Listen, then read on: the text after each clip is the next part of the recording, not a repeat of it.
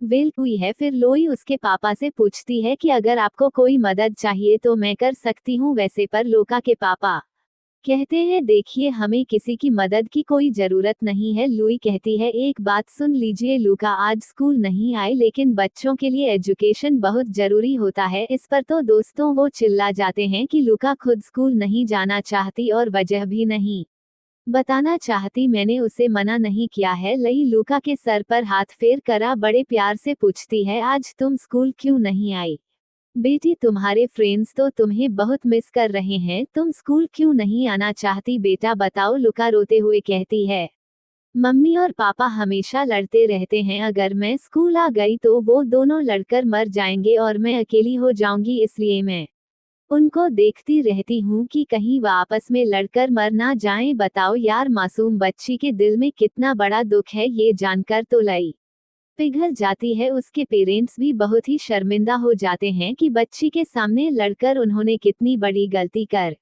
दी। उसकी माँ उसको सीने से लगा लेती है। लुई कहती है कि बेटा अब से तुम्हारे मम्मी पापा बिल्कुल भी नहीं लड़ेंगे, मैं ठीक कह रही हूँ ना। कहकर वो लोका के पेरेंट्स को देखती एक नज़र, वो भी लका से वादा करते हैं कि आइंदा कभी आपस में नहीं लड़ेंगे। फिर लोई वहां से निकल जाती है लेकिन घर चारों ओर से मिट्टी से घिरा होता है। लोई मिट्टी को हटाने लग जाती है तो लोका भी उसकी मदद करती है, सब मिलकर मिट्टी को हटाती हैं। तो उसके बाद लोई वहां से निकलती है। अब रास्ते में हु सासू अपने पापा का ठेला धकेल दे हुए आ रही होती है। फिर वो गाड़ी की चीजों को कबाड़ खाने में डालती है तो वो आदमी उसको $30 देता है, पर वो कहती है मैं जो सामान लेकर आई थी उसके वेट के हिसाब से तो आपको $40 देने होंगे, इतने दिन मतलब आप मेरे पापा को इसी तरह लूट रहे थे। इस पर वह आदमी कहता है कि ठीक है ये लो 40। फिर दोस्तों पैसे लेकर हु सासू आराम से घर की ओर भागती है। लोई भी उसके पीछे पीछे उसके घर की ओर आती है और उसे पुकारती है। वो तुरंत बाहर भागी चली आती है और लोई को देखकर बड़ी खुश होती है। उसे फिर घर के अंदर लेकर जाती है, कह देती है कि मेरे पापा की तबीयत थोड़ा खराब है इसलिए मैं स्कूल नहीं आ पाई, थोड़ी और बात करके वो लोई को बिठा है और किचन में जाती है। एंड लोई भी उसके पीछे जाती है तो देखती है कि किचन का काउंटर बहुत ऊंचाई पर है और हु सासू वहां तक पहुंचने के लिए अपने कपड़ों को 2 टिन से बांधकर उनके ऊपर चल रही है और कुछ पका रही है। बेचारी लई को देखकर वो कहती है टीचर किचन बहुत गर्म और गंदा है इसलिए आप यहाँ मत आइए, आप बाहर ही बैठ जाइए। अब लोई उसे गले लगाकर कहती है बेटा हुसासू तुम सच में बहुत अच्छी लड़की हो। फिर वो हुसासू के पापा से बात करती है तो वो कहते हैं कि मेरी तबीयत खराब है पर मैंने हुसासू से कहा कि मैं संभाल लूंगा बेटा, तुम स्कूल चले जाओ, लेकिन वो नहीं मानी। कहने लगी कि जब तक आप ठीक नहीं हो जाते सारा काम मैं ही करूंगी, आप आराम करो। ये मेरी बेटी नहीं टीचर, मेरी माँ भी है, बहुत समझदार बच्ची है ये बेचारी तो अपनी माँ को देखना चाहती है लेकिन इसकी माँ को यहाँ रहने की परमिशन नहीं मिली और वह चाइना में अपने भाई के घर पर रह रही है। मैं पहले रेस्टोरेशन का काम करता था लेकिन मेरी उम्र हो रही है तो मुझसे कोई काम जल्दी से नहीं होता इसलिए मुझे काम मिलना बंद हो गया और फिर मैं ये कबाड़ इकट्ठा करने का काम करने लगा। एंड तब लुई कहती है आप टेंशन मत लीजिए, आपके लिए मेरे पास एक काम है। हमारे स्कूल का गेट बहुत ही पुराना हो चुका है, क्या आप उसका रेस्टोरेशन कर सकते हैं? आप धीरे कीजिए, कोई बात नहीं, हमें कोई जल्दी नहीं है। अब वो कहते हैं कि टीचर वो तो बहुत ही पुराना गेट है, उसे रिस्टोर करने ने से तो अच्छा होगा कि एक नया गेट बना दे। लुई कहती है कि लेकिन स्कूल के लोग गेट के लिए बहुत कम पैसे देंगे, उससे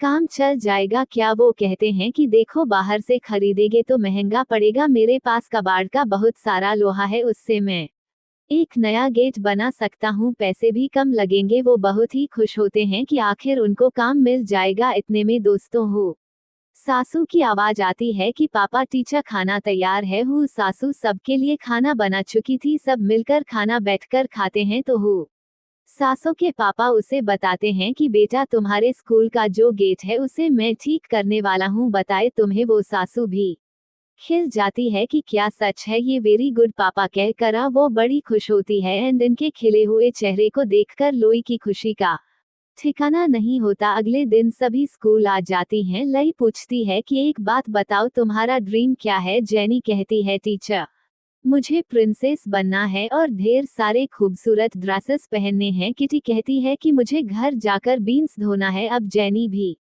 शुरू हो जाती है कि मुझे भी बीन्स धोना है। अरे ये अचानक तुम्हारा ड्रीम क्यों बदल गया? जेनी कहती है कि अगर मैं प्रिंसेस बन गई तो अपनी फैमिली से अलग होना पड़ेगा, लेकिन अगर मैं बैंस धोने लग गई तो अपने घर में अपनी फैमिली के साथ अच्छे से रह पाऊंगी। वो सासू कहती है कि मैं तो घर का सारा काम करना चाहती हूँ टीचर, और अपने पापा का ख्याल रखना चाहती हूँ। फिर चूचू कहती है कि मैं रेस्टोरेंट में अपनी आंटी की मदद करना चाहती हूँ। लुका की बारी आती है तो इस बार भी वो यही कहती है कि मैं नहीं जानती कि मेरा ड्रीम क्या है, और अब सब मिलकर पूछते हैं कि टीचर आपका ड्रीम क्या है। लुई ने उन्हें क्या बताया ये फिलहाल हमें नहीं बताया जाता। दोस्तों, लुई ने उन्हें ये होमवर्क दिया होता है कि अपने परिवार वालों से उनके ड्रीम के बारे में पूछो। अब लुका अपने पापा से पूछती है कि पापा आपका ड्रीम क्या है, पर वो कहते हैं कि बेटा सपने सिर्फ नींद में आते हैं और उसे जानकर कुछ नहीं होने वाला। सच बताऊं तो जाओ जाकर अपना काम करो। अब इस बात पर लुका थोड़ी दुखी हो जाती है कि पापा ने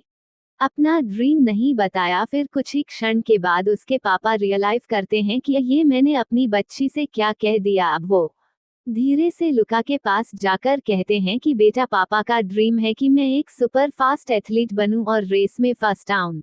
लुका भी वो सब कुछ इमेजिन करने लगती है और उसे लगता है कि वो अपने पापा को चेयर कर रही है। दूसरी ओर दिखाते हैं तो किटी और जेनी अपनी से वही सवाल करती है तो वो कहती है नहीं बेटा मेरा कोई सपना नहीं है, और हाँ ऊंची आवाज में बोलकर अपने पापा को जगह मत देना। पर दोनों जिद करती हैं तो वो दिल खोलकर अपनी ख्वाहिश बताती है कि मैं एक फायर फाइटर बनना चाहती हूँ। अब ये दोनों इमेजिन करती हैं कि घर में आग लगी हुई है और उनकी माँ फायर फाइटर के सूट में इन दोनों को बचाकर लेकर जा रही है। दोनों उछलने लग जाती हैं कि हमारी मम्मी सुपर फायर फाइटर हैं। अब इस आवाज को सुनकर उनके पापा जाग जाते हैं, लेकिन इस बार दोस्तों उनको डांटते नहीं। बच्चों को खुश देखकर वो भी बड़े खुश हो जाते हैं। यहाँ ऊ सासू भी अपने पापा से पूछती है तो वो कहते हैं कि मैं पायलट बनना चाहता था। हूँ सासू को लगता है जैसे उसके पापा पायलट ड्रेस में शान से फ्लाइट की ओर जा रहे हैं। वो मुड़कर हूँ सासू को बुलाते हैं और वो भी उनके साथ फ्लाइट की ओर जाने लग जाती है। बाप बेटी दोनों बड़े खुश होते हैं। Last but not the least Chuchu अपनी आंटी को परेशान करके उनका ड्रीम पूछ रही होती है। अब वो कहती है कि ये सारे बर्तन धोकर मैं घर जाकर सोना चाहती हूँ, यही मेरा ड्रीम है। ओ आंटी मैं वो नहीं पूछ रही, आप क्या बनना चाहती थी वो वाला ड्रीम बताए। आंटी कहती ठीक है सुनो, लेकिन मेरा ड्रीम सुनकर हल्ला मत मचाना। वो बताती कि मैं मिस हांगकांग बनना चाहती हूँ और चाहती हूँ कि जब मैं टाइटल जीतकर शान से चलूं तो लोग तालियों से मेरा स्वागत करें। ये सारी चीजें चूचू इमेजिन करती है तो दोनों बड़े खुश होते हैं। चूचू आंटी के गले लगकर कहती है आप बहुत ब्यूटीफुल है आंटी, और वो आंटी को किस करती है तो आंटी का जी भरता है। अब ये पांचों स्टूडेंट्स इन सारे ड्रीम्स को एक पेपर में लिखकर स्कूल में चिपकाते हैं। कुछ दिन बीत जाते हैं। एक दिन तेज बारिश हो रही होती है और बादल गरजते हैं। क्लास में किटी कहती है मुझे बाथरूम जाना है टीचर, एंड इस पर बाकी चारों भी हाथ उठा लेती हैं और हमें भी बाथरूम जाना है कहती है। लुई उनको बाथरूम लेकर जाती, लेकिन बारिश के पानी से टॉयलेट भर चुका था और अंदर से गंदा पानी निकल रहा था। फिर वो उनको एक पास के पब्लिक टॉयलेट में लेकर जाती है, लेकिन रास्ते में बादल गरजते हैं तो चूचू को लगता है जैसे वो बादल नहीं मंस्टर है, और वो डर कर एक जगह बैठकर रोने लगती है और लोई को बताती है कि वो मंस्टर मेरे मम्मी पापा को पकड़ कर लेकर गया है टीचर। एंड तब लोई उसको सच बता देती है कि बेटा बादल मंस्टर नहीं होते और ना ही वो तुम्हारे मम्मी पापा को लेकर गए हैं, तुम्हारे पेरेंट्स की तो एक्सीडेंट में डेथ हो गई है। वो ये सुनकर चूचू रोने लग जाती। तब लाई समझाती है कि जिस तरह तुम अपने पेरेंट्स को मिस करती हो ना वह भी तुम्हें मिस करते होंगे पक्का, लेकिन वो तुमसे मिल नहीं सकते बेटा, इसलिए बारिश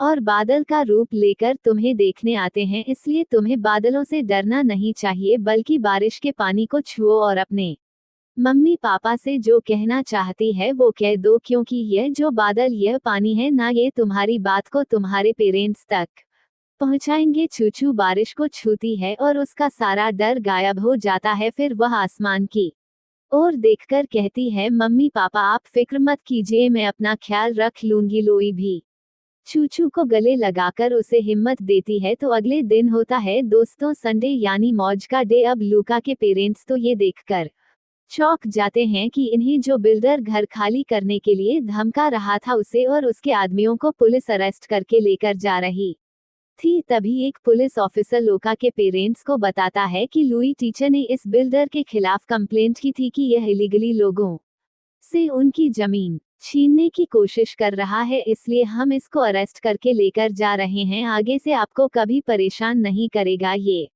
सुनकर लोका के पेरेंट्स की खुशी का ठिकाना नहीं होता, उनको आजाद मिल जाती है। फिर लोई बच्चों को उनके परिवार वालों के साथ पिकनिक पर लेकर जाती है जहां सभी बहुत मजे करते हैं। लेकिन तब गांव का चेयरमैन आकर कहता है कि जितना एंजॉय करना है कर लो, बस 2-3 महीने की बात है, फिर इनमें से एक स्टूडेंट ग्रेजुएट करके एलिमेंट्री स्कूल चला जाएगी और सिर्फ 4 स्टूडेंट्स बचेंगे।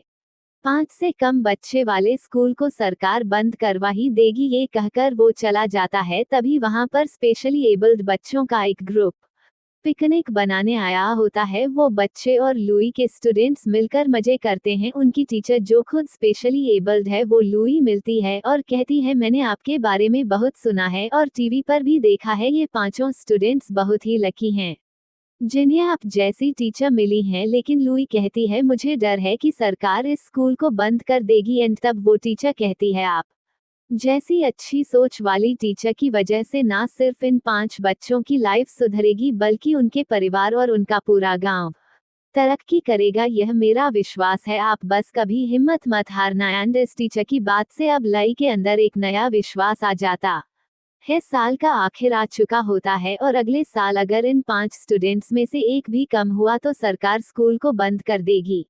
इसलिए लुई आने वाले साल के लिए नए स्टूडेंट्स को एडमिट करने के लिए जगह जगह नोटिस बांटती है। फिर पांचों स्टूडेंट्स के ग्रेजुएशन डे के लिए लई उनको एक डांस परफॉर्मेंस सिखाती है जिसकी वह प्रैक्टिस करने लग जाते हैं। यहाँ लुका के पापा एक वॉकी टॉकी बनाते हैं जिसको देखकर ना जाने क्यों लुका खुशी से नाचने लग जाती है। दूसरी ओर हु सासू के पापा वो नया गेट भी बना देते हैं और उसको फिक्स भी कर देते हैं। वो कहते हैं कि यह गेट अगले 30 साल तक एकदम स्ट्रांग रहेगा, प्रिपेयर करने की भी जरूरत नहीं पड़ेगी। यह सुनकर लोई बड़ी खुश होती है, लेकिन होसा तो झूम उड़ती है कि मेरे पापा ग्रेट हैं। और इसी बीच यंग को चिंता होने लग जाती है क्योंकि स्कूल का सारा काम करने की वजह से लुई ने अपनी सेहत का जरा भी ख्याल नहीं रखा था। उसकी बॉडी में ट्यूमर जैसा कुछ डायग्नोज किया गया था और उसे निकालने के लिए ऑपरेशन भी किया गया था। लेकिन कई महीनों से वह अपनी मेडिसिन्स ठीक से नहीं ले रही थी क्योंकि वह स्कूल में इतनी बिजी थी। और अब यंग को डर है कि कहीं लुई को कुछ हो ना जाए। लेकिन लुई फिर भी कहती है, मैं सिर्फ उन 5 बच्चों के लिए नहीं लड़ रही, मैं उन जैसे कई हजारों बच्चों के लिए लड़ रही हूँ जिन्हें पढ़ने की चाह है लेकिन टीचर्स और स्कूल नहीं है जो कम पैसों में उनको शिक्षा दे पाए। हमें उस स्कूल को बचाना ही होगा कैसे भी करके। ये सुनकर यंग भी उसे सपोर्ट करता है। ग्रेजुएशन डे से पहले ओपन डे सेलिब्रेट किया जाता है और नए एडमिशन का स्वागत होता है। सबने मिलकर स्कूल को बहुत अच्छे से सजाया होता है और स्टूडेंट्स और उनके पेरेंट्स नए स्टूडेंट्स का इंतजार करते है। लुका के पापा के पास वॉकी टॉकी होता है और दूसरा वॉकी टॉकी लका के पास। जैसे ही कोई कार स्कूल की ओर आती है तो उसके पापा वॉकी टॉकी में उसे इन्फॉर्म कर देते हैं कि नए बच्चे आ रहे हैं। सुनकर यहाँ सभी बड़े खुश होते हैं क्योंकि अगर नए स्टूडेंट्स आ गए तो फिर ये लोग इस स्कूल को बंद होने इसे रोक सकते हैं। लेकिन जो पेरेंट आता है वह स्कूल को देखकर चला जाता है क्योंकि वह अपने बच्चे को इस पुराने स्कूल में एडमिट नहीं करना चाहता। सब उदास हो जाते हैं। लुई कहती है, डोंट वरी, दूसरा कोई तो आएगा ही। तभी लुई का एक पुराना दोस्त उसे कॉल करता है कि जरूरी बात करनी है तुमसे। एक लुई बच्चों से कहती है, मैं 1 घंटे में लौट आऊंगी बच्चों, अगर कोई नए स्टूडेंट आ गए तो उनका स्वागत जरूर करना। लेकिन जब लुई उस दोस्त से मिलती है तो पता चलता है कि उसने लुई के बारे में टीवी पर देखा था और वह जान गया था कि लुई की बहुत पब्लिसिटी हो रही है और वो उसका फायदा उठाकर अपने नए किंडरगार्टन स्कूल में नौकरी देना चाहता है। वो कहता है, देखो तुम्हें लाखों में सैलरी मिलेगी। लेकिन दोस्तों लुई कह देती है कि तुमने शायद मुझे समझा नहीं। शिक्षा पैसों से खरीदने की चीज नहीं होती और ना ही टीचिंग। जब स्टूडेंट्स पढ़ लिख कर एक अच्छी पोजीशन पर पहुंचते हैं तो वो अपने माँ बाप के बाद अपने टीचर्स का नाम लेते हैं। ऐसी ऊंची जगह होती है टीचर्स की। लेकिन तुमने टीचिंग प्रोफेशन को पैसे से मापने की कोशिश की है। लाखों की फीस भरने वाले हजारों बच्चों को पढ़ाने के बजाय मैं उन